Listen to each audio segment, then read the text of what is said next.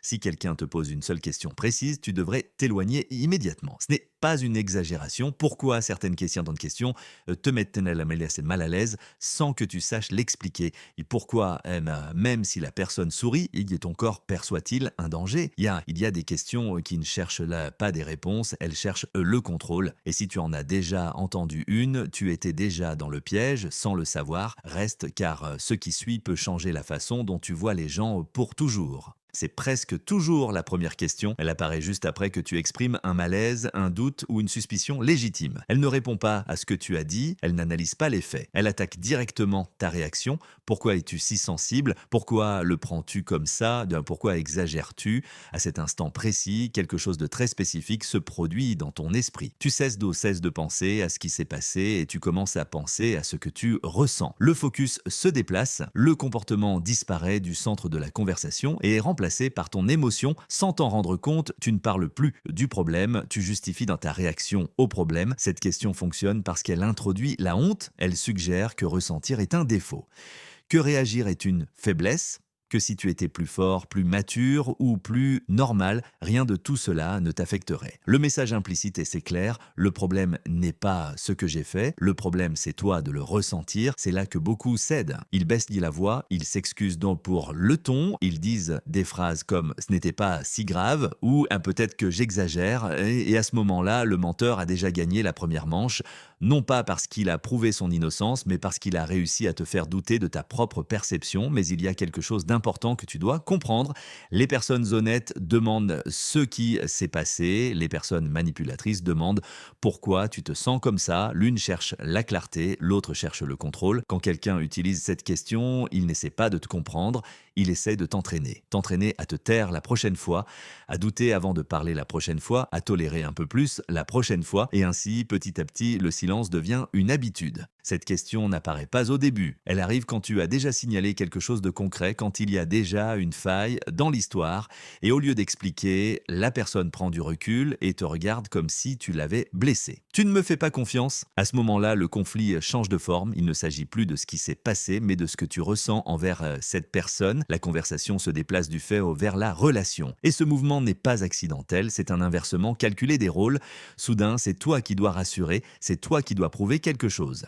La personne interrogée devient la victime émotionnelle. Elle soupire, baisse la voix, adopte un ton blessé. Et toi, sans t'en rendre compte, tu commences à expliquer pourquoi tu as confiance, pourquoi tu ne voulais pas dire ça, pourquoi ce n'était pas une attaque. Voici le piège, la confiance ne s'exige pas, elle se construit avec cohérence, avec des actions qui résistent aux questions. Quand quelqu'un a besoin de te rappeler, de faire confiance, c'est souvent parce qu'il sait qu'il y a des raisons de ne pas le faire. Cette question introduit aussi la peur. Peur de briser le lien.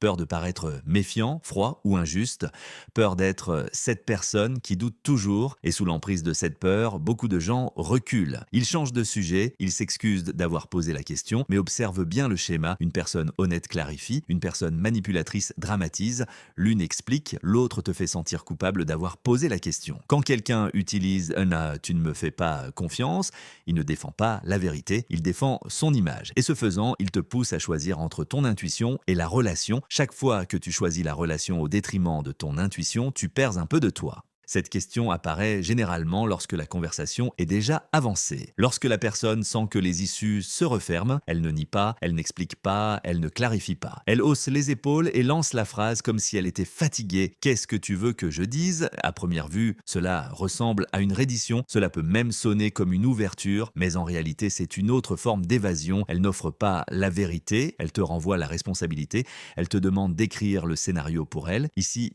quelque chose de subtil se produit. Si tu réponds, tu deviens le metteur en scène. Si tu dis je veux juste la vérité et on te dira qu'elle a déjà été dite. Si tu précises, on t'accusera de mettre des mots dans sa bouche.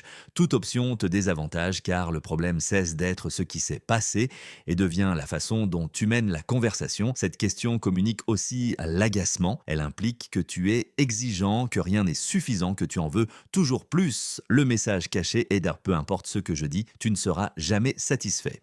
Et avec cela, ton besoin de clarté est présenté comme un défaut. Les personnes sincères ne demandent pas ce qu'elles doivent dire, elles disent ce qui s'est passé, elles acceptent l'inconfort, elles acceptent les conséquences. Les personnes qui manipulent cherchent à la bonne phrase pour te calmer, pas la vérité qui clôt le sujet. Quand quelqu'un te demande qu'est-ce que tu veux que je dise, il ne cherche pas à réparer, il cherche à mettre fin à la conversation sans rien assumer. Il veut que tu déclares toi-même la fin pour pouvoir partir sans culpabilité. Et si tu acceptes ce jeu, tu apprends quelque chose de dangereux, à te contenter de réponses vides juste pour que le silence revienne. Cette question arrive quand la tension est déjà inconfortable, quand l'ambiance est pesante, quand la personne sent que parler davantage peut avoir des conséquences réelles. Alors elle propose un raccourci. Ne pouvons-nous pas simplement aller de l'avant? À première vue, cela semble mature, même raisonnable, cela ressemble à une invitation à la paix, au pardon, à laisser le passé derrière soi, mais observe bien le moment où elle apparaît. Elle ne surgit jamais après une explication claire. Elle n'est jamais accompagnée de responsabilité. Elle arrive exactement quand il y a encore des choses à résoudre. Le message implicite est le suivant: parler de cela est le problème. Pas ce qui s'est passé, mais le fait que tu continues à insister. Ainsi, la conversation est redéfinie. Tu ne demandes plus de clarté, tu es bloqué dans le passé. Tu ne cherches plus à comprendre, tu empêches d'avancer. Ici, une confusion dangereuse se produit entre guérir et éviter. Aller de l'avant réellement exige de comprendre, de nommer et d'assumer. Éviter ne demande que de te fatiguer. Et cette question mise sur la seconde option, sur l'épuisement, sur l'idée que si tu attends assez longtemps, tu abandonneras. Elle fait aussi appel à la culpabilité. Elle suggère que c'est toi qui maintiens le conflit en vie, que si tu étais plus flexible, tout irait bien. Et beaucoup de gens épuisés acceptent, non pas parce qu'ils sont en paix, mais parce qu'ils veulent que le malaise se termine. Mais il y a une vérité inconfortable. Ce qui n'est pas dit ne disparaît pas. Cela s'accumule, cela se filtre dans les gestes, les silences et les ressentiments. Et chaque fois que tu acceptes d'aller de l'avant sans réponse, tu entraînes l'autre personne à ne pas rendre de compte. Les personnes honnêtes ne sont pas pressées de tourner la page, elles comprennent que bien clore est plus important que clore rapidement. Ceux qui manipulent veulent avancer sans regarder en arrière parce qu'ils savent ce qu'ils trouveraient s'ils le faisaient. C'est la question finale, celle qui apparaît quand toutes les autres ont déjà échoué. Quand ils n'ont pas pu te faire douter de tes émotions, ni de ton intuition, ni de ton besoin de réponse, alors vient le coup le plus dur. Vas-tu vraiment tout jeter pour ça? Ici, on ne discute plus des faits. On discute du coup, le passé partagé, le temps investi, les souvenirs, les projets. Tout est mis sur la table comme une dette émotionnelle et le message est clair. Si tu continues, tu seras responsable de la perte. Cette question transforme la limite en une menace. Elle fait en sorte que te protéger semble être un acte destructeur, comme si prendre soin de toi était synonyme de tout gâcher. Et beaucoup de gens, face à ce poids, reculent, non pas parce qu'ils croient que tout va bien, mais parce qu'ils ne veulent pas porter le poids de la culpabilité. Mais observe l'astuce, on ne demande pas si ce qui s'est passé était grave. On ne demande pas comment réparer les dégâts, on demande si tu oses partir, c'est une façon de dire, si tu n'acceptes pas cela, tu perdras beaucoup. Et ce n'est ni de l'amour, ni de l'amitié, ni de l'honnêteté, c'est de la peur déguisée en lien. Les personnes sincères comprennent que certaines actions ont des conséquences. Elles acceptent que tout ne peut pas être sauvé. Les personnes manipulatrices, en revanche, utilisent ce qui a été construit comme une encre. Non pas pour prendre soin de la relation, mais pour t'empêcher de bouger. Il y a une vérité qui fait mal, mais qui libère. Si maintenir quelque chose exige de te trahir, le prix est déjà trop élevé. Ce n'est pas toi qui jettes tout pour ça, c'est le mensonge qui l'a rendu inévitable. Quand quelqu'un te pose cette question, il ne défend pas ce qu'ils ont, il défend ce qu'ils pourraient perdre si tu décides de te respecter. Si tu observes ces 5 questions ensemble, un schéma clair apparaît. Aucune ne cherche d'informations, aucune n'essaie de comprendre ce qui s'est passé. Toutes ont un même objectif, éloigner le focus des faits et le placer sur toi, sur comment tu ressens, comment tu réagis, comment tu décides. Le menteur n'a pas besoin de te convaincre d'une version parfaite, il a juste besoin de te fatiguer de demander. C'est pourquoi ces questions n'attaquent pas la logique, elles attaquent la perception. Elles ne disent pas cela ne s'est pas passé, elles disent le problème, c'est comment tu le vis. Et quand tu acceptes ce cadre, la vérité cesse d'avoir de l'importance.